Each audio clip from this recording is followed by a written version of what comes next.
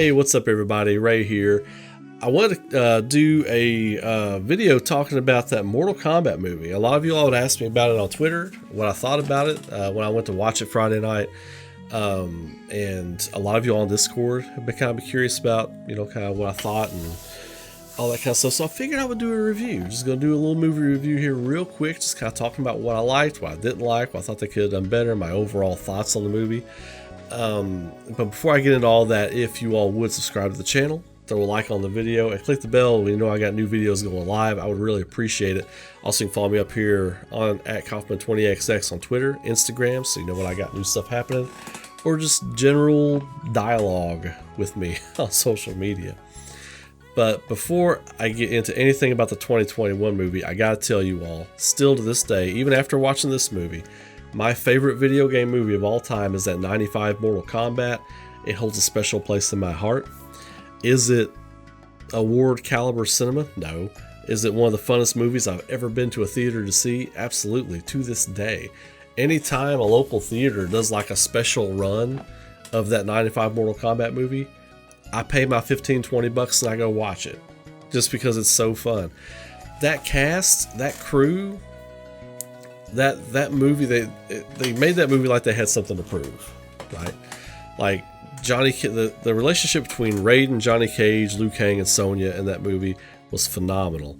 One of Paul W.S. Anderson's best movies, aside from what's the space horror movie he did? But anyway, not the Resident Evil movies.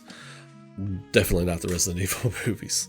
But yeah, that 95 movie is the best adaptation of all time. Now, this movie's good, but I'm going to warn you all, this is going to be a spoiler-heavy review. So if you haven't seen it and you're sensitive to spoilers, click away now, come back and watch it again after you've watched the movie, see if your thoughts sync up with mine. But I'm going to get into the stuff that I liked about the movie before I talk about the things I didn't like so much about the movie.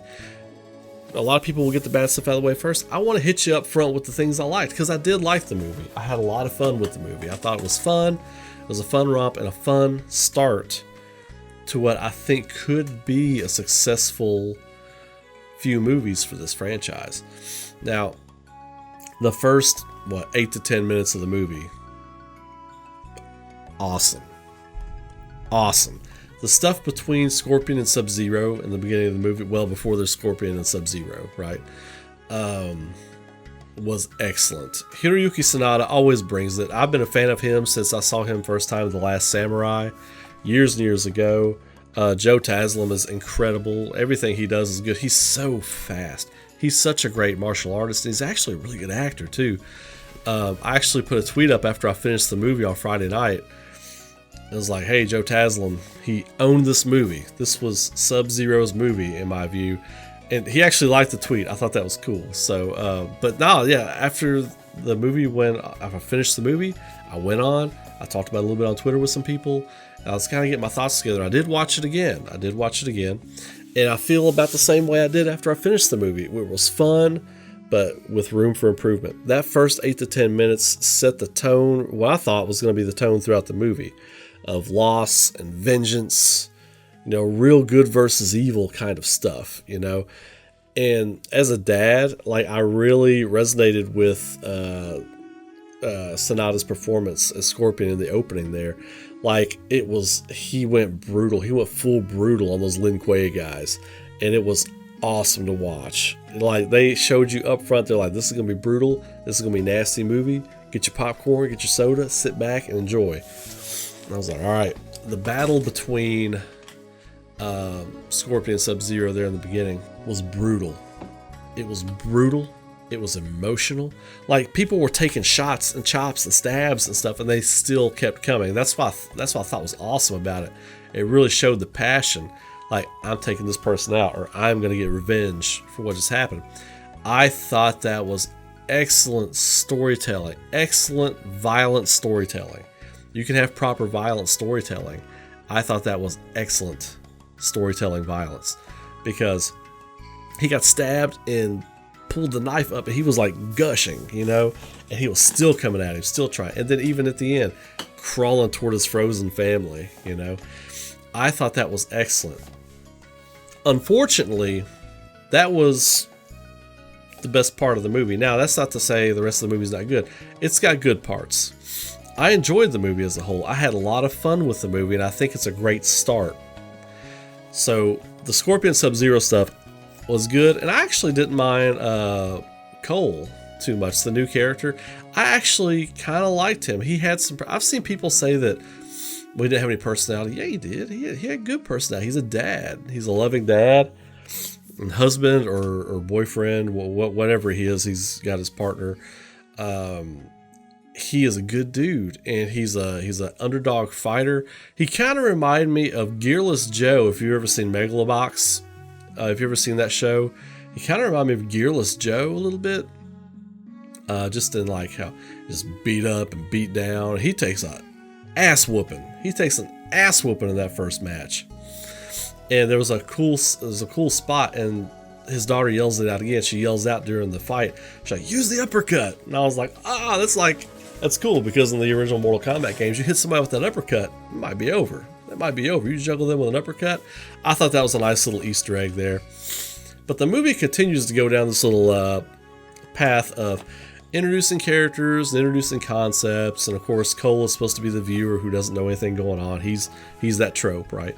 But he plays it well. The guy that plays Cole plays it well. I thought the guy who played Jax did a good job. I thought the girl that did Sonya did an okay job.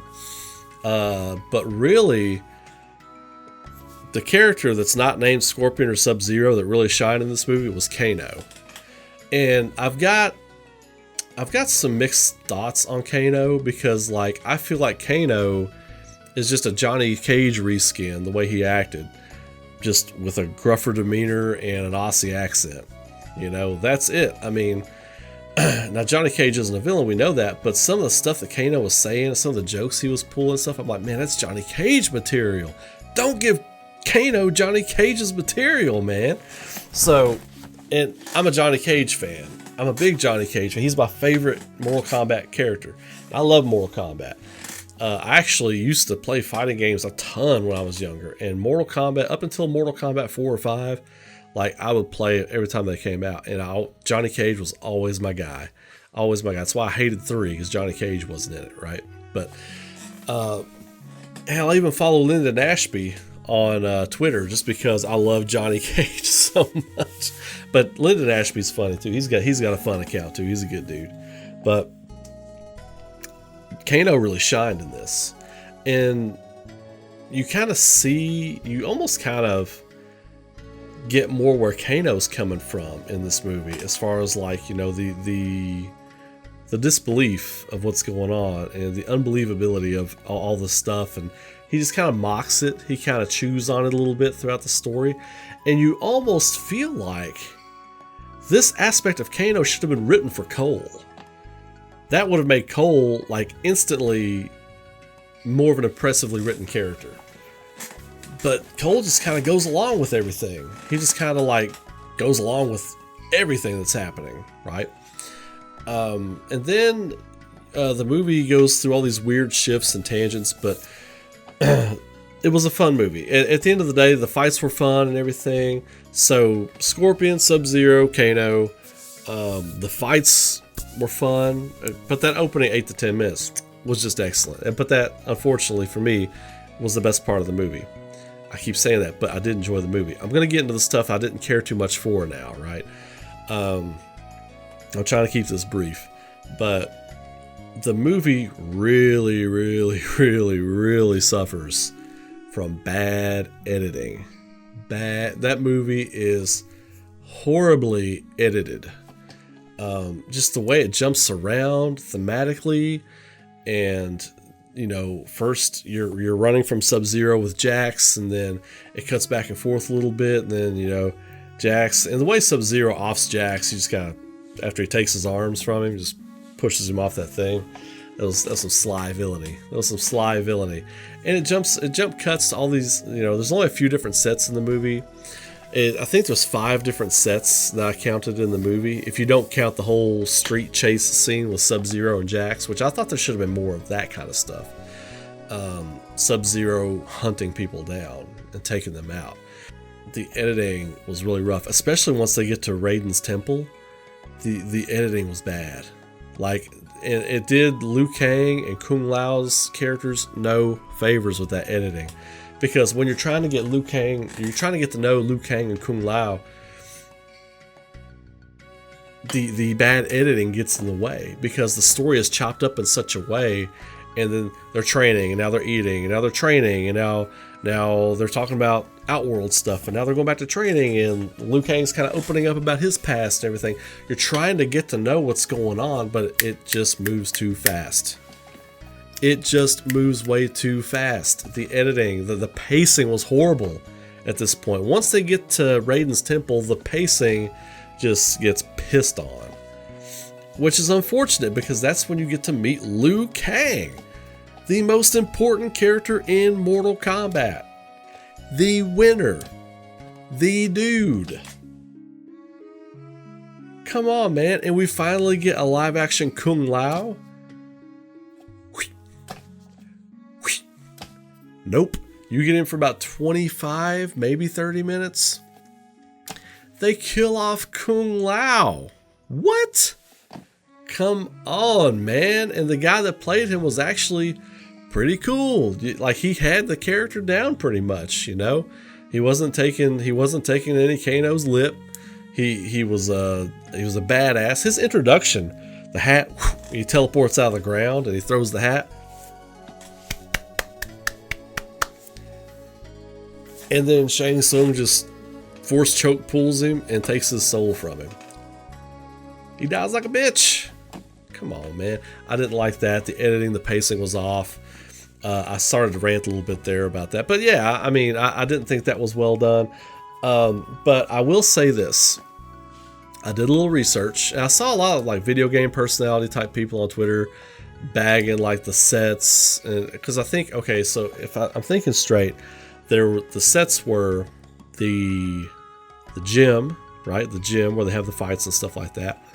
The Sonya's trailer, the cabin, Outworld, and Raiden's temple. And Raiden's temple, they put a lot of money into Raiden's temple. You could tell where that was where a lot of the budget for the set went, right? But that's 5 if you don't count the street chase. But a lot of video game personality type people went online and were bashing them for that. They should have done a quick Google search on the budget, because this movie only had a $55 million budget. So I can forgive the lack of variety in sets, because it's not a $100 million movie. They had to work with $55 million. And those effects look great. So I'm thinking a lot of the budget probably went there. Goro looked good. All of Raiden's lightning effects looked good. Shang Tsung's soul taker looked great. The limited, and Liu Kang's fire dragon, dude, the fire dragon looked amazing. So all of the like little effects and things you see throughout the movie, and then Raiden's temple and everything, that was a big draw on the budget right there. That chugged a lot of the budget. So I give them a pass as far as like the sets and things go, because I feel like they did the best with what they had when it came to that. Something else that was really cool about the movie was the way they used Sub-Zero. It's like, he was like this horror movie villain. He was stalking people, like dark streets. Like when Cole was taking his family out for dinner, and then everything starts to frost up on the windows, and everyone's like, it's getting cold out. And I was like, oh shit, here comes Sub-Zero. He's coming for Cole, you know? And then he did the ice rain, and he brought the hail down. He was like smashing stuff with the ice. Sub-Zero was not to be messed with in this movie. And then the fight with Sub-Zero and Jax was good. And then he started like freezing his muscles. And I don't know, a lot of people caught that when he grabbed his shoulder, and like you kind of hear like the sound effect a little bit. Jax would shake him off, and Jax was like getting like troubled. He was becoming troubled, right? And he would try to throw a punch, and he was losing speed. His muscles and his movements were slowing down because Sub-Zero was making his muscles cold. I thought that was incredible. That was a nice little attention to detail. And the scene in the cabin when I forgot what Cole's wife or girlfriend or whatever his name was, when she was trying to get their daughter together. Hey, we're going to get out of here. We're going to leave. She keeps walking by that window, that back to that back door, that front door, whatever. She walks by, nothing. She walks by again, frost on the window. She walks by again, Sub-Zero just staring at her. I was like, oh man, that's great. So I loved a lot of the stuff the movie does well is great. But some of the core components to make movie making, editing, some writing issues, even some directing stuff, just, I don't know, some of that stuff just fell flat. But the biggest thing for me was the editing. The editing was just bad once they get to Raiden's Temple. And it felt like they were trying to rush the movie at that point. The pacing really felt rushed at that point. That's the point where you need to slow it down. Take your time. You've got your introductions. Now you're getting ready to introduce Liu Kang and Kung Lao, and you're getting ready to introduce the Outworld characters who, no, I didn't care about them. I didn't care about them. You know, Cole had his battle with Goro, which was, you know, Goro shouldn't be going out like that either. But then you had Cabal and Liu Kang going at it. Liu Kang should have whooped Cabal's ass from Jump Street. From the jump. Liu Kang should have whooped Cabal's ass in Raiden's Temple. That shouldn't even have been a fight. I'm sorry, Cabal fans. Liu Kang should have roasted his ass at Raiden's Temple. I want to talk about Kano for a second, right? So I already kind of addressed him, but I feel like they could have done more with him had he been a bad guy from the start. Like in the original Mortal Kombat movie, he's already got like the cyborg kind of half skull and everything. I think he would have been better suited to be a bad guy from the start, and then you don't have to jump through hoops explaining why he's working with Sonya and how this is working and that whole setup. That setup could have been used for something else. If it's like, okay, Kano, we're tracking Kano too. He's a member of the Black Dragon. He killed my partner. Jax knows I'm after him too. You know, and makes Sonya a better character. That makes Sonya like she's out for blood. She's out for vengeance. That's why I preferred Sonya in the 95 movie better over this Sonya, not because of any kind of acting skill or anything like that, but because of like the way the character was written. I thought Sonya should have been like bloodthirsty and out for revenge, but she was just trying to Sherlock Holmes this whole Mortal Kombat thing that was going on, and Kano was like the recipient of her investigation, you know, or the result of her investigation. It just brought him in. He did allude to he cut somebody's throat to get that Mortal Kombat brand on him. But I feel like in that respect, had they followed the lore of the game more closely, those two characters are instantly better. And you don't have the thing where now Johnny Cage is going to be in the next movie. They teased Johnny Cage at the end of it, which I stood and cheered for. Like, I stood and cheered for when they alluded, like, when as soon as Cole said, I'm going to Hollywood, before he even said another word, I was like, oh shit, here we go, my boy Johnny Cage is coming. Before they even did anything else, they could have just said that. They could have just said that, and he walks out the door. I'm like, oh shit, here we go. But now, the way Johnny Cage should be written, people are going to be like, oh, they're basically just like writing him like Kano now. No!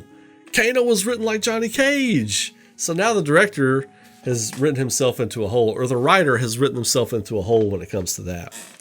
Now, I'm excited for the next movies. I think they've got something cool. They've got something that could be very good here. But they need to focus on Liu Kang and writing a better, more cohesive story, and hopefully a better budget than $55 million. This ran 110 minutes, which I feel like they did the best they could with that runtime. But the next movie I would like to see right at 2 hours with a bigger budget. You've got these characters established now. You don't have to get into all that. So anyway, I'm going to leave it at that. That was my review. If I had to give this a score, Mortal Kombat 2021 gets a 7.5 out of 10 for me. 7.5 out of 10. This is coming from a guy who played the series up until about, I don't know, Mortal Kombat 5 or so, and I played Shaolin Monks in those games. But from like 6, 7, 8, 9, I didn't really play. I picked it up again with 10, Or no, I picked it up again with 9. I'll take it back. I picked it up again with 9 on PS3.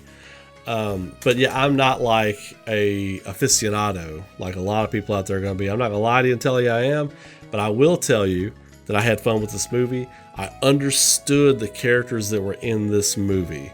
I understood how they're supposed to be written and kind of how they fell flat with them. So anyway, that's my take on it. 7.5 out of 10. I thought it was fun. I watched it twice. I thought it was fun the second time. And what did you all think? Throw me a comment below in the video. Let me know what you all thought of Mortal Kombat 2021. And as always, be good to each other. Stay safe out there and keep rocking. I will catch you all in the next video.